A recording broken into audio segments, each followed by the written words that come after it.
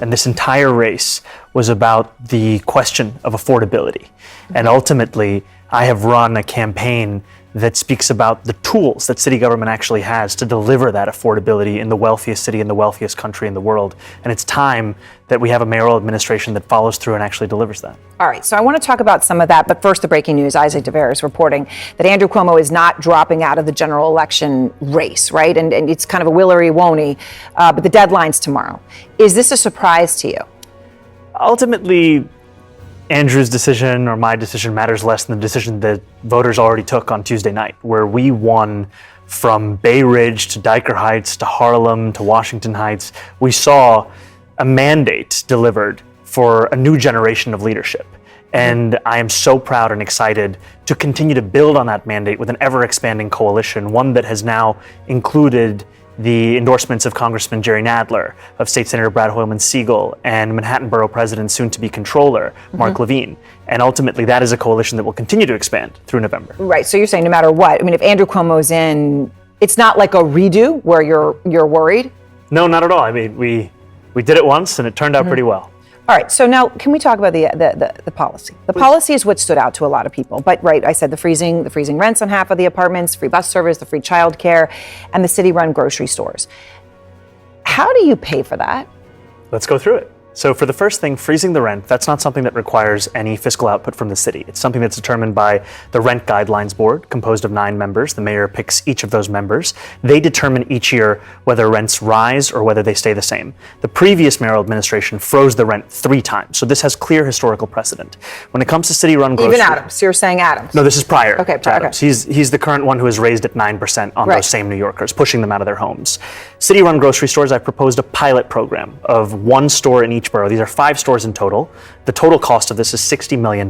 This is less than half the cost of what the city is already set to spend on a subsidy program for corporate supermarkets that has no guarantee of cheaper prices or collective bargaining agreements or even accepting So SNAP you're or not WIC. looking at some like Soviet Union grocery stores on every corner that are going to be run by the government? No, what I'm looking at is how to solve the very clear twin crises of affordability when you go to the grocery store and food deserts, which disproportionately impact Black and brown New Yorkers across the 5 boroughs, where I've heard directly from New Yorkers who say, why is it that I can find 6 fast food restaurants in a 5-block radius, but I can't find a place to buy groceries? But five boroughs, 5 grocery stores, but that can't be the goal. Well, I mean, the idea is the goal you want them on every? No, but in New York things do go. There's a nail salon on every corner. There's a grocery store on almost every other corner. I think ultimately I'm guided by outcomes. If this pilot succeeds in guaranteeing cheaper groceries, as I think it will be, then yes, it should scale up. If it doesn't succeed, then no, it shouldn't, because what New Yorkers want are results. And then it comes to making buses free and universal childcare. Right. These are things that cost around $700 million and let's say about $5 or $6 billion. Significant amounts of money. Huge amounts of money. But have to be understood in the context of a $113 billion municipal budget, a $252 billion state budget, and we put forward a plan to pay for these and more to start Trump-proofing our city through 2 major revenue streams. Increasing the top corporate tax rate of New York to match that of New Jersey, that raises $5 billion, and increasing income taxes on the top 1% of New Yorkers who make $1 million or more a year by 2%. Both of these things, after they come to fruition, you're still paying less than you did before Trump. Okay, on the city tax though, and I know that takes effect with people right now, that top rate of people of 50,000 or more. So if you're going to be adding 2% to people at $1 million, that I just did the math, right? Well, but that's going to be an increase of 51% of what they pay now. I'm not saying cry for them. I'm saying if they leave, you're not going to get that money. And when you increase someone's taxes by 51%, aren't a lot of people going to leave? We're saying we're increasing it by 2% of what it is right now. And ultimately, I'm guided by the facts. The Fiscal Policy Institute did an analysis of the top 1% of New Yorkers and found that they leave the city at 1/4 the rate of other income categories. And when they do leave to what are called high tax states, New Jersey, California. So what it then comes down to is, why are they leaving? Is it fiscal policy or is it actually quality of life? And I've heard that time and again from wealthier New Yorkers, from all New Yorkers. So it's talk. They're going to go to Florida and all you think is talk. In 2021, when I came to the state assembly, we had the same fight to fund public schools, to raise taxes on billionaires and corporations. We were told millionaires would flee. and we now have more millionaires. Okay, so the New York Times is saying that Mayor Adams is trying to gather business leaders to support him to say this is going to be bad. And Bill Ackman, billionaire hedge fund manager, of course you know of him, New Yorker, he said he agrees with you that the city's broken, okay, but he has a real problem with your economic policies. He said the ability for New York City to offer services for the poor and needy, let alone the average New Yorker, is entirely dependent on New York City being a business-friendly environment and a place where wealthy residents are willing to spend 183 days, the amount you need to be taxed, and assume the associated tax burden. Unfortunately, both have already started making arrangements for the exits. So you just think that that isn't going to add up. And by the way, that corporate tax rate that you're talking about, that's a big increase. That's matching 7.25% going to 11.5%. And the point of it is that if it works for our regional neighbor, why can't it work for us?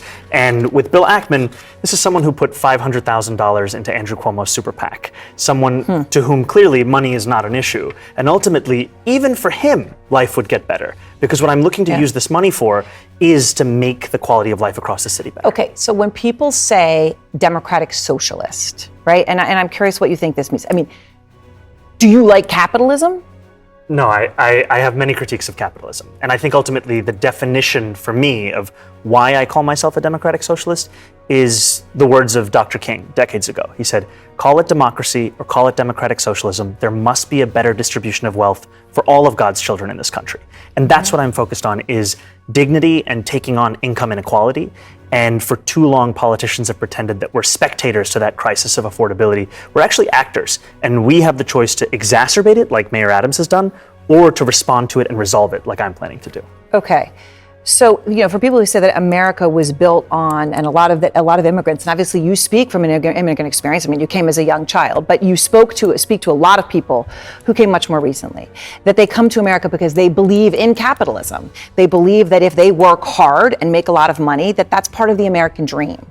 Do you think that's not part of the American dream? I think the dream at its core is a dream for stability in one's life. And what you're saying, that you work hard enough and that you then reap the benefits, too many New Yorkers, and Americans for that matter, are working 8 hours and then still feeling like they haven't made enough money to keep living in the city they call home. And ultimately, what I'm focused on is making the city affordable for everyone, not to win an ideological argument, but to deliver on the mandate of this So when Mayor campaign. Adams, you just heard him come out and he said soup, silver spoon. He talked about manicured nails to refer to you, right? I was looking at him. You can show him to everybody.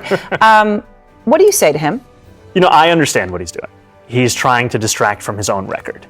His is a record where he raised rents on more than 2 million New Yorkers by 9%, and he's considering another 8% increase. His is a record of raising the water bill to the highest it's been in 13 years, supporting Con Edison when they wanted to increase New Yorkers' gas and electric bills by $65 a month. I would much rather talk about me than I would about his record if I was him. And so that's what he's going to be doing over the next few months. And we will continue to remind New Yorkers what's on the ballot. It's affordability. All right, Assemblyman, please stay with me. Our conversation with Zohran Mamdani continues right after this. Back with Zohran Mamdani, who is poised to win the Democratic primary for New York City over Andrew Cuomo for New York City mayor. Before we continue the conversation, I just want to play, because that's what this is, play more of Mamdani telling his story.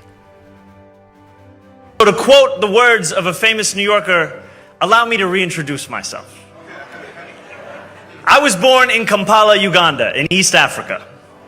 I was given my middle name Kwame by my father, who named me after the first prime minister of Ghana. I moved to this city when I was 7. This is the city I fell in love with, the city where I got my citizenship. He's been in the New York Assembly for 4 years, and before that, he was an aspiring rapper under the name Mr. Cardamom. Listen. Down for you. Get around for you. Make a sign for you. Give a crown to you. Once you do it, it's out there. It never there. comes back. It's I there. Didn't think it was going to be on CNN. It's but- there, and there it is. So what do you say to people who look at your background and they wonder? They say, okay, rising star you may be, but this is the largest city in America, $112 billion budget, 8 million people, and a hell of a lot of problems. And they say, okay, whatever the future may be, you're not ready now. I would say that a campaign offers a glimpse of what an administration would look like. And we built a campaign the likes of which the city has not seen in a long time. We started with 2 full-time employees and now are managing 50,000 volunteers. At the beginning of this race, there were questions of whether we'd get 50,000 votes. And yet we had 50,000 volunteers. 50,000 volunteers who knocked on 1.5 million doors, made 2.1 million phone calls. And ultimately, it's a story of not only being able to inspire people, but absorb that inspiration and build an organization.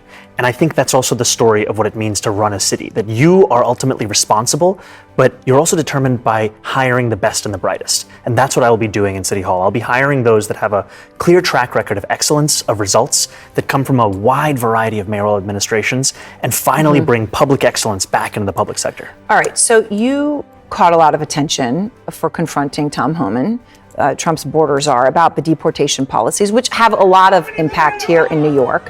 Here you are. Do you believe in the First Amendment? Do you believe in the First Amendment, Tom Homan?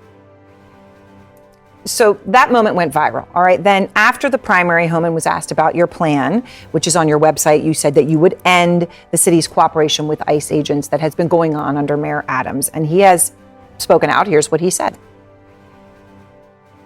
Good luck with that. Federal law trumps him every day, every hour of every minute. We're going to be in New York City. Game on. We're coming. Game on. He's coming. What do you say?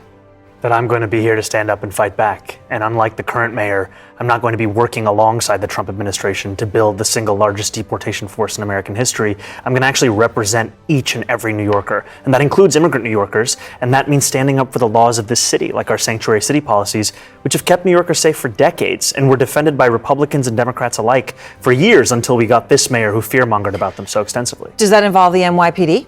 It means that the NYPD would actually serve New Yorkers and not assist ICE in their operations. We recently saw ICE agents. So they would not assist ICE? Not assisting ICE, because ultimately their job is public safety. And I know officers who are signing up to take on serious crimes, not to be a part of the force that is arresting a pastor who's peacefully observing the arrest of a migrant at Federal Plaza. All right, so a moment ago, you talked about how you didn't know if you'd get 50,000 votes, and you ended up with 50,000 volunteers. They knocked on doors.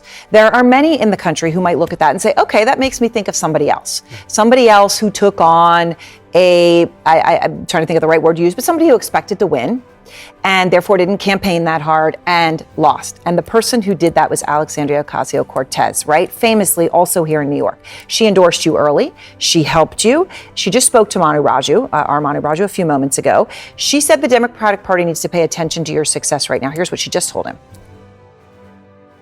We have a choice to listen to that message that people are sending us or not. This isn't just about Mr. Mamdani as an individual. This is about the message that the people of New York City are trying to send to our party.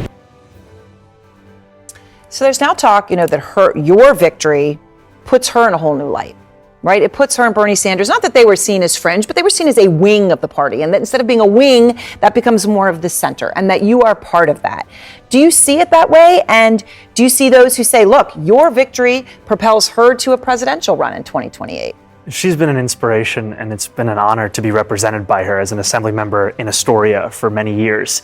And I think about a senior who works at a child care center that I met in Sunnyside, Queens, who told me that I'm not a progressive, but I realized when I looked at Alexandria Ocasio-Cortez and Bernie Sanders, they were the only ones who were willing to fight for me. Yeah. And that's what so many New Yorkers and Americans understand, is that these are the two individuals who have been willing to take on this oligarchy and actually stand up for dignity for Americans. Before you go, one last thing. Bill Ackman, I just mentioned him as right, he's the billionaire hedge fund manager, but he's not alone. There are a lot like him, whether it's Ken Griffin or CEOs of big banks.